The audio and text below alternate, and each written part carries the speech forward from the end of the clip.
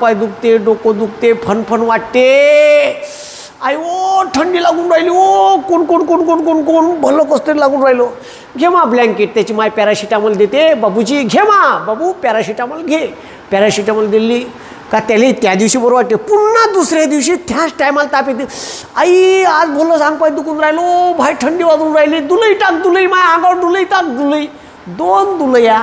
ठीक आहे, मग पुन्हा माय पॅरासिटामॉल घे, बसून जाईल. अबे डोंबड्या डॉक्टरकडे जा. ठीक आहे, चालला तिथं पॅरासिटामॉल, थंडी वाजली आणि तुम्हाला सांगतो पावसाळ्यात हमखास डॉक्टर तुम्हाला गेले. डॉक्टर थंडी वाजून म्हणलं किती दिवस झाले, 3 दिवस का. पहिले सांगते ब्लड टेस्ट कर आणि पहिले लिहून देते 2 टेस्ट, मलेरिया आणि डेंगू. थंडी वाजून ताप येणे, अंगपाय कणकण वाटणे, फणफण, ताप, ठीक आहे, हे लक्षणं ठीक आहे मलेरिया आणि डेंग्यूचे कॉमनच आहे. मग त्याच्यात